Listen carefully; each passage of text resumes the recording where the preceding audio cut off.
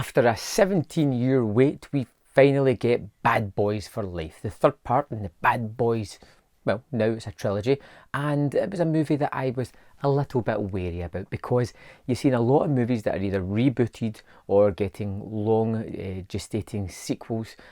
Some of them land really well, like Blade Runner 2049. Some of them just don't land as well as that. Indiana Jones and the Crystal Skull.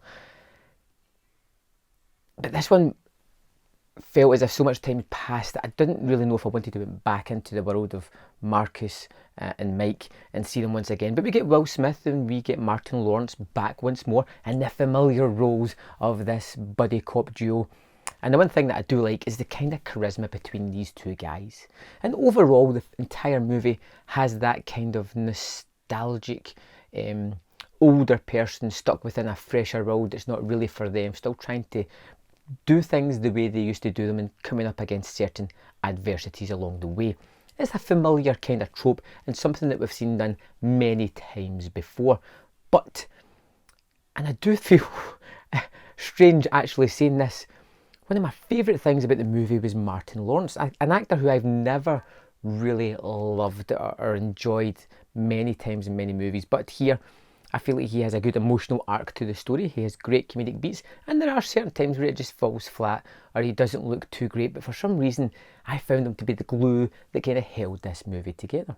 We see that in the past so many years since we've left him, the age has taken a toll on Marcus. He's got a little bit older, he's got a little bit bigger, he's not as quick or as fast as he once was, and he's looking forward to retirement. Whereas Mike he's stuck in a rut. He is still the same guy that we knew back in the day. He hasn't got a relationship, hasn't tied himself down, is still doing ridiculously crazy things and killing lots of people along the way as well. We get fresh characters instigated into this, and the plot, which I've not really spent much time talking about, is almost inconsequential. You know what's kind of happening. It gives you familiar beats. There's a bad guy. There's a personal reason behind why all this is happening. And it's basically just about these guys, which I think is the strength of the movie. You know, he kind of likes Will Smith and Martin Lawrence. You like their characters together, and you don't get as standardised beats, although there are a few of them. There are moments where Marcus turns his back on Mike. There's a moment earlier on where something happens to Mike which is unexpected, where, you know, it could easily have changed that into a more familiar trope. And it's not to say that the movie's perfect. I think it has certain moments that are just laugh out loud funny, really funny. It is jokes that just don't land. It is action set pieces are all pretty fantastic. Some of them they just flow and they're effortless and so much fun to watch. And then other times there is just sheer ludicrous moments, more so to do with the editing that doesn't explain certain things, where stuff happens that you just can't see a way of why that's going to happen.